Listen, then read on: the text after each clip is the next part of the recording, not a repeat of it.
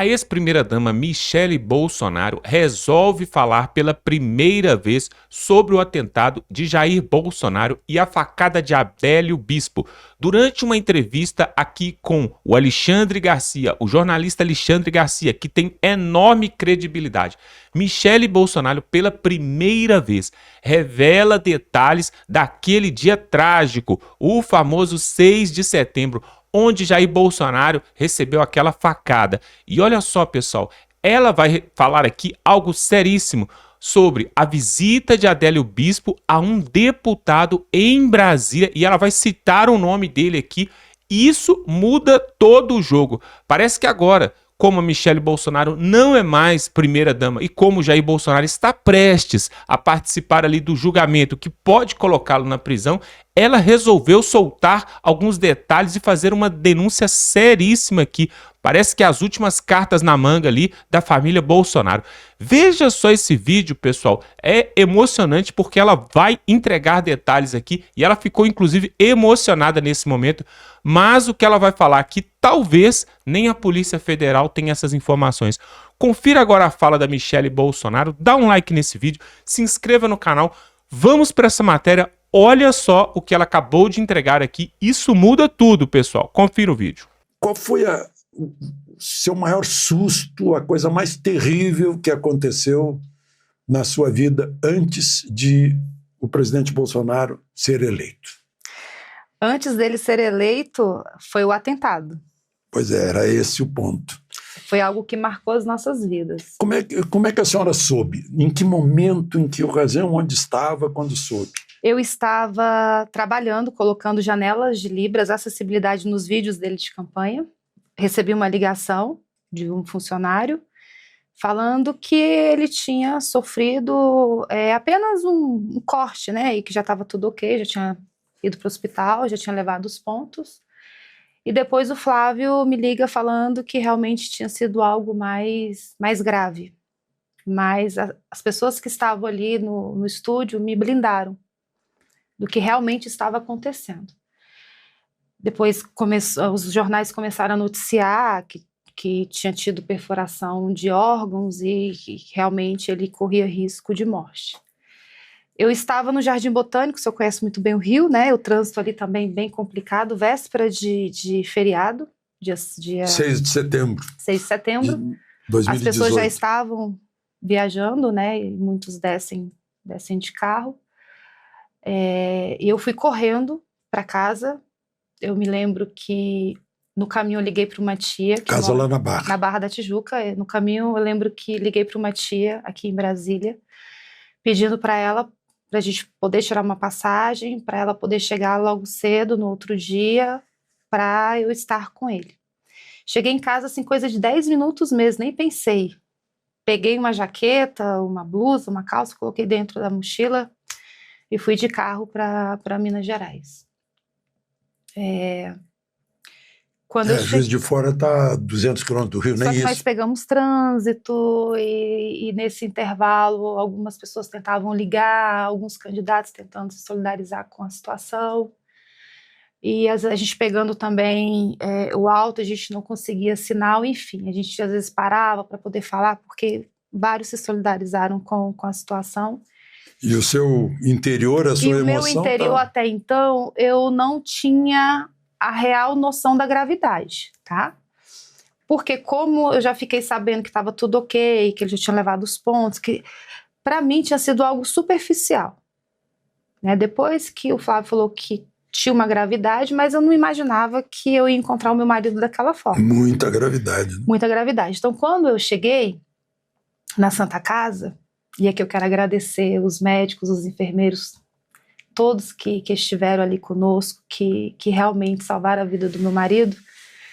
Eu lembro que eu cheguei e vi assim, aquela multidão de jornalistas na frente, eu falei, poxa, aí as coisas foram ficando mais difíceis, já comecei a ficar trêmula, meu coração começou a bater mais forte. O Magno Malta estava numa antessala e falou, minha amiga, é muito grave e agora você vai lá falar com ele. Eu abri a cortina e realmente ele estava irreconhecível. Ali foi um baque muito forte, porque ele realmente estava transfigurado. Ele tinha uma cor, perdeu muito sangue, né? Hemorragia interna, acho que quase 2 litros de sangue. E quando aí eles fecharam a cortina para eu ter aquele momento com ele, ele olhou para mim e falou: Mi, com muita dificuldade de conversar, falou: Mi, olha o que fizeram comigo. E a lágrima escorrendo, e eu peguei, passei a mão na cabeça, dei um beijo na testa dele. E ele falou, eu não tinha visto, né, porque ele estava com manta térmica, enfim, não podia mexer. E eu olhei para o teto do hospital e fiz uma oração.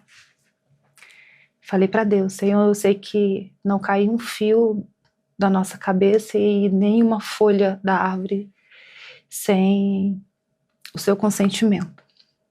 E naquele momento o médico já tinha falado que eles já tinham feito de tudo e que era só Deus, né? Ele poderia morrer também por pneumonia, infecção, enfim. Ali eles tinham feito aquela cirurgia para ele sobreviver.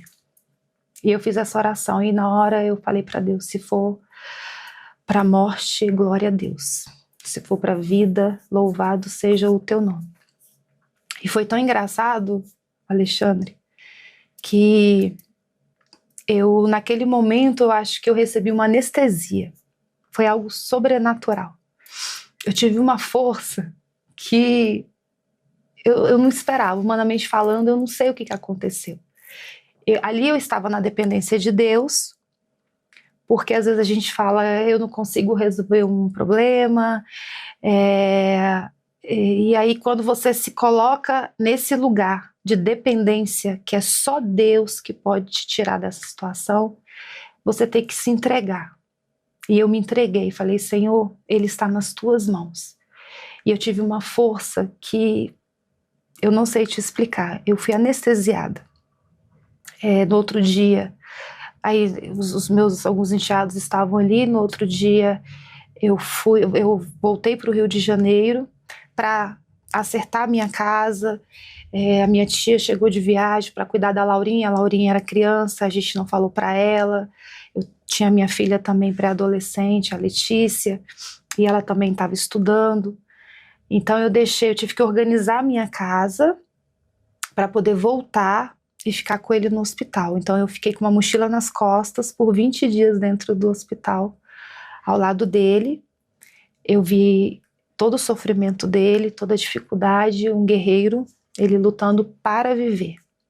E em todo tempo eu vi a mão de Deus sobre a vida dele. Então eu tive o entendimento de que abaixo dos céus tudo que acontece é permissão do Senhor, né? E os médicos falando que foi um milagre, que poderia ter pegado uma veia, foi isso, mais 2 milímetros pegava aqui. E assim, aí você ia vendo e fala: meu Deus, glória a Deus por isso, glória a Deus. E foi um milagre. Um milagre.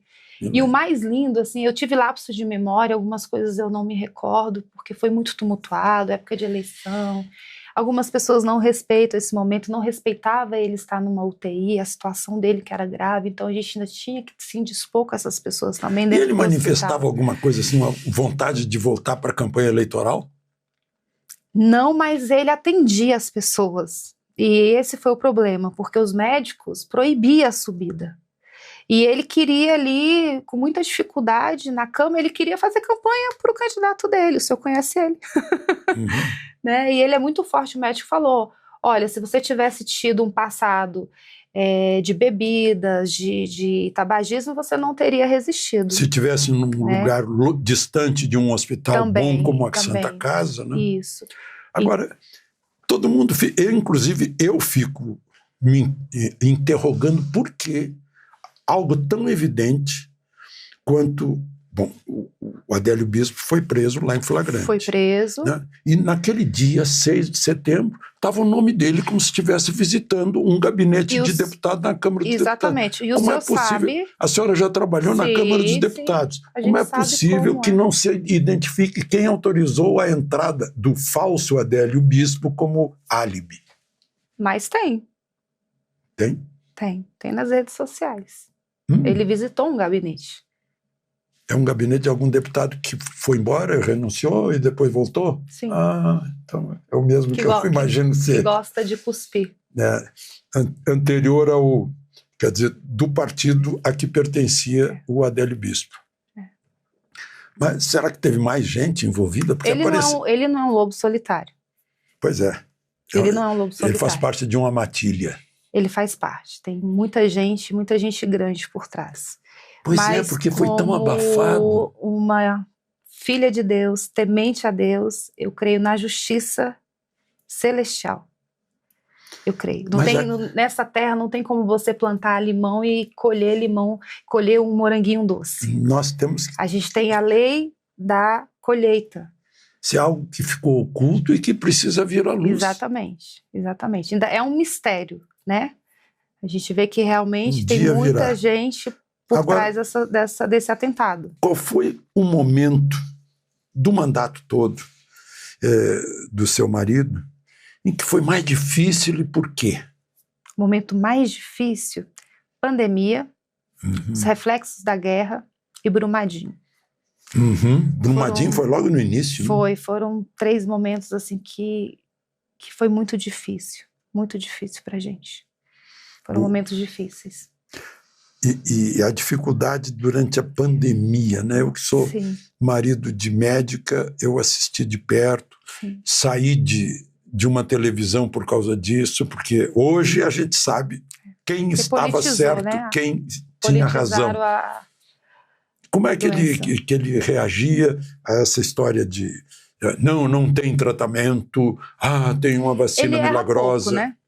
Ele erra pouco, ele leu a bula, né? Mas infelizmente politizaram, né? Então os veículos de comunicação contra a gente aproveitaram, sim. Mas ele assim se preocupou bastante com a população. Eu lembro que ele pegava a moto dele, ia para a cidade satélite, entrava na estrutural para ver os profissionais informais se tinha alguma coisa dentro da geladeira. Então ele se preocupou com os ambulantes, porque ele tinha medo das pessoas passarem necessidade, né? Porque tinha aquela história, vamos ver a pandemia, agora fica em casa e a economia a gente vê depois. Fecha tudo, fecha emprego, fecha loja, fecha fonte de renda. E não foi assim. Então muita gente clamava, né, por alimento, muita gente desesperada, mexeram muito no psicológico das pessoas, as pessoas estavam assombradas. Eu acho que foi um teste para ver se podiam dominar. Foi um teste, com certeza. É um tema bem sensível, né? Senhora Michele, há pouco a senhora pronunciou moto. Meu marido pegava a moto e ia ver as geladeiras, o que tinha nas geladeiras. Sim. Qual é o sentimento da mulher de alguém que pega uma moto e sai por aí? Tinha vontade de dar nele. Imagina. Tinha vontade de dar nele, porque lá atrás ele tinha me falado que ele gostava muito de motos, mas que ele já tinha se aposentado. E eu sempre brincava com ele, você já tem uma certa idade, né? E o general Heleno falava assim toda vez, Ana Michele, que ele pega essa moto e eu envelheço 30 anos. Então, assim, ele realmente... achava que era incaível. 4 Is, né? Caível agora, mais um I.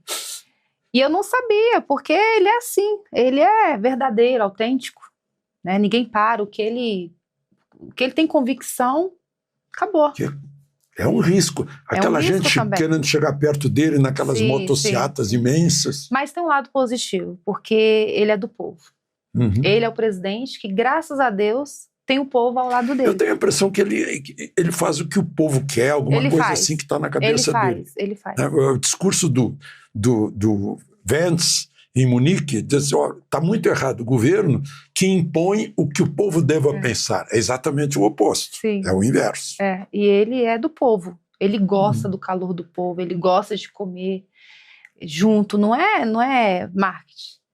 Não é. Ele é aquela pessoa mesmo, ele faz isso... A despeito da mulher ficar em casa preocupadíssima que ele volte todo arranhado, todo esfolado. Se vai cair, enfim, se vai sofrer alguma agressão na rua, ele é desprovido. Ele é desprovido de medo. Bom, eu fico curioso em saber em que momento o seu marido então deputado, lhe disse que estava com vontade de ser presidente. Ai, meu Deus! Nem eu acreditava nele. Porque eu sabia que ele seria uma voz solitária no Congresso, né? E foi durante muitos anos. Ele, justamente por ele ter sido por muitos anos. Mas o Jair, eu não sei se o senhor é igual. Quando ele pensa, quando ele fala que está pensando em fazer alguma coisa, ele já fez. O senhor se identifica? Eu entendo. Vou perguntar para a Magda. Então, quando ele falava assim, jogava por alto, uma andorinha só não faz verão, as coisas não estão acontecendo, 28 anos no Congresso, as coisas têm que mudar. Eu falei, ele está armando alguma coisa. O Onyx Lorenzoni me disse que foi o primeiro a acreditar nele lá no Congresso. Deve ter sido. Deve ter sido. Algumas pessoas já falavam isso. Mas ele não chegava e não compartilhava comigo. Né? Porque tinha aquela coisa... Ele estava com medo de receber um corte. Sim, Não sim. te mete nisso. Até porque nós já tínhamos sofrido muito, com todos os rótulos, né? De homofóbico, de racista. A nossa vida virou de cabeça para baixo. Você não acreditava no misógino, claro. Então, assim, e quando ele descobriu aquele material que ele que colocou o nome de kit gay...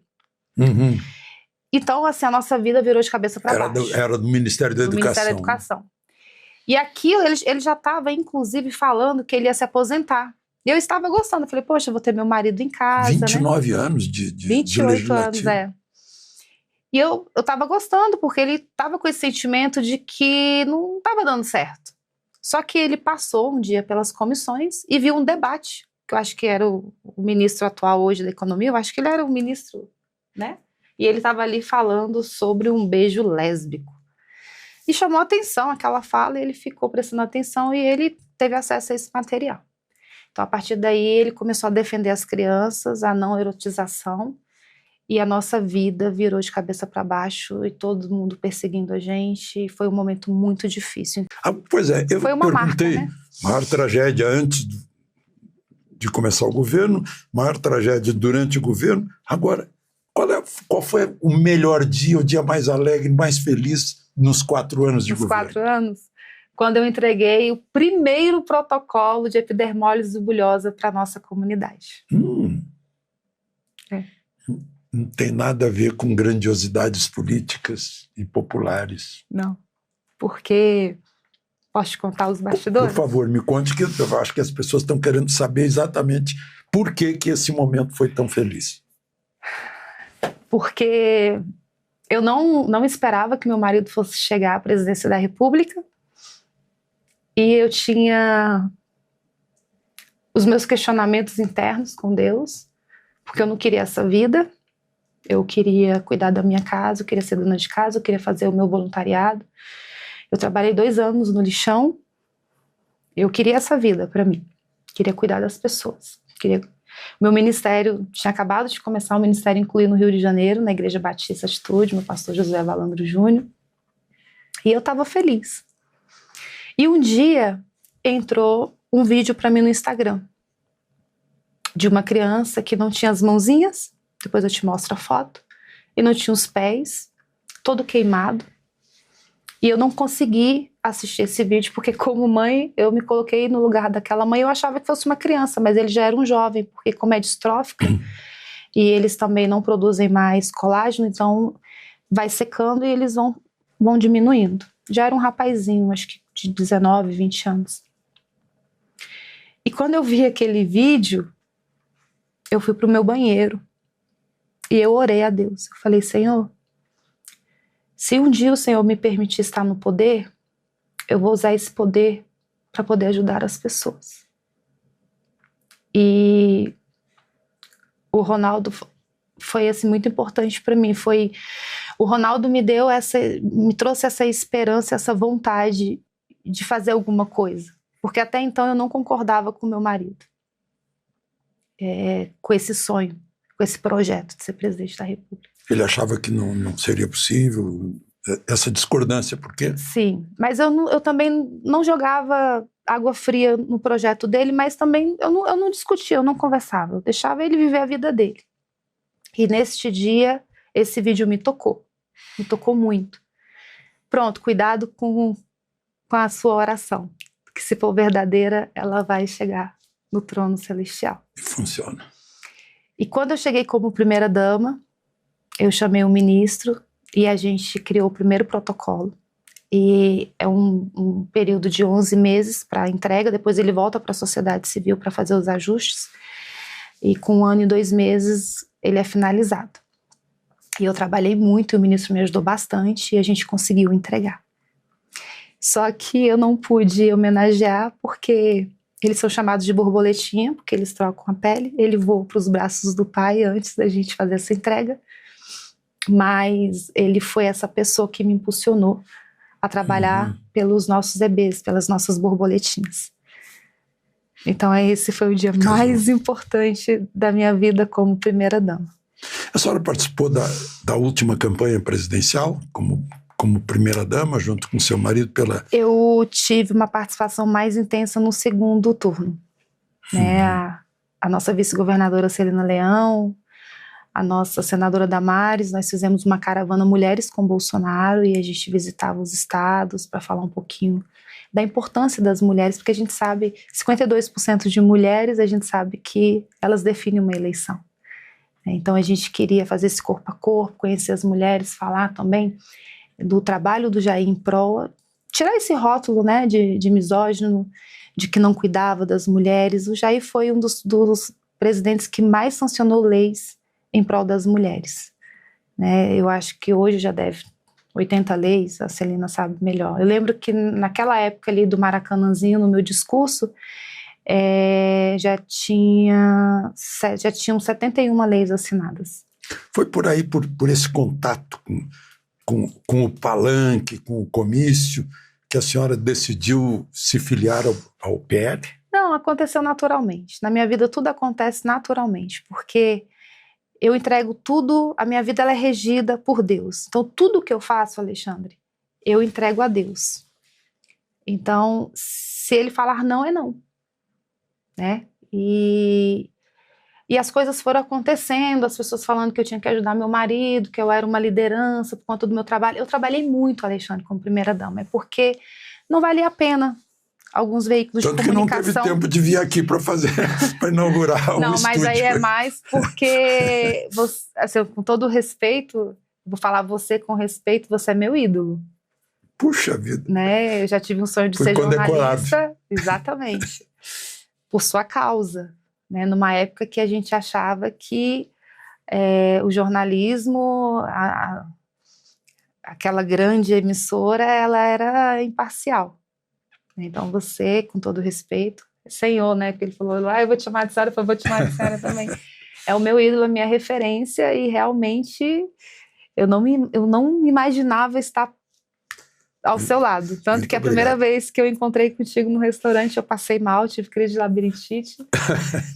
E o mundo rodou, porque eu falei, meu Deus, eu estou ao lado do Alexandre, meu Deus. Eu lembro quando... Tá passando uma certidão para mim. Eu lembro quando ele foi apresentar como jornalista substituto a bancada do Jornal Nacional.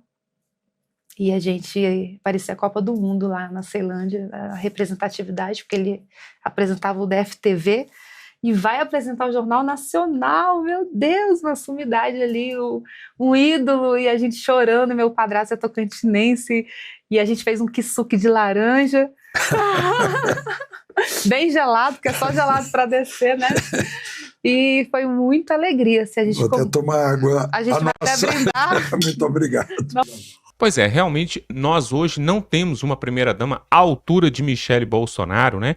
Pois hoje a esbanja, né, primeira-dama ali de Lula, o que ela faz é só viajar e quando não está viajando, está dando depoimentos e declarações esdrúxulas, participando ali de festinhas, gastando o meu e o seu dinheiro ali, comprando tapetes caríssimos, cortinas, móveis, tudo que não precisa. E olha só, tudo isso aqui que a Michele Bolsonaro falou e colocou. Ela falou ali sobre a facada do Adélio Bispo. Ela falou ali sobre o Jean Willis, aquele a quem o Adélio Bispo foi ali para visitar. ele deu entrada no gabinete ali em Brasília. Será que isso tudo era para criar um álibi, uma falsa notícia de que ele poderia estar em Brasília, só que no caso ele estava lá em Juiz de Fora? Toda essa história, pessoal, ainda está confusa. Agora, a verdade é que o Jean Willis, ele tinha uma rincha com Jair Bolsonaro, inclusive ele deu uma cusparada lá atrás, né? Ele deu uma cusparada em Bolsonaro, quando Bolsonaro ainda era deputado federal. Eles brigaram e bateram boca ali, por exemplo, também dentro de um avião. Tem esses vídeos também rolando aí pela internet.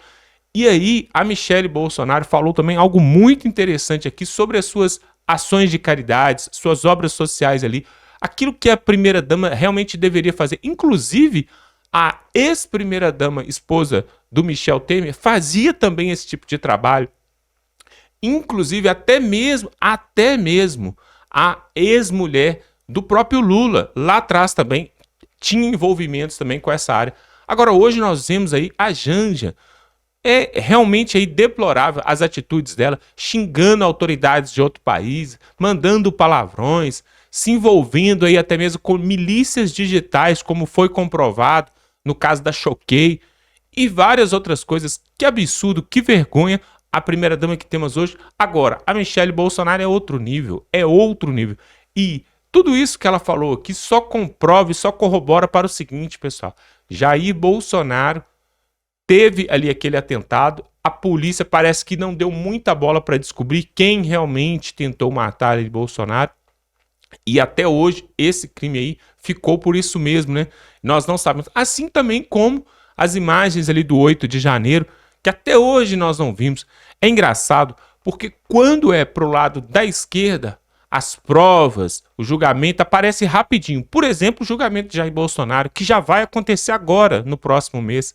É tudo muito rápido, quando é pro lado para beneficiar a esquerda. É tudo corrido, tudo rápido. Porém, quando é para trazer a verdade, por exemplo, no caso de Jair Bolsonaro, aí é tudo moroso, é tudo muito demorado. Esse é o Brasil que nós vivemos, essa é a justiça que nós temos, onde nós não podemos confiar 100% e tem uma insegurança jurídica tremenda. Agora, vamos torcer, né? Vamos torcer para que os advogados de Jair Bolsonaro consigam pelo menos, né, trazer esse inquérito aí à luz da verdade. Por quê? Se depender da primeira turma ali do STF, a sentença já deve estar pronta, escrita, a sentença já está pronta. Mas nós vamos ficar por aqui na torcida. E olha só, vai ter manifestação com Jair Bolsonaro no Rio e em São Paulo. Fique ligado, pessoal. 16 de março e 6 de abril. Tá bom? Eu quero que você dê um like nesse vídeo. Se inscreva aqui no canal. Se você ainda não é inscrito, está perdendo tempo. Se inscreva no canal, dá um like, compartilhe esse vídeo nos grupos do WhatsApp, grupo da família. Manda para todo mundo para que todos possam saber a verdade, tá bom? Nós vamos ficando por aqui e até a próxima.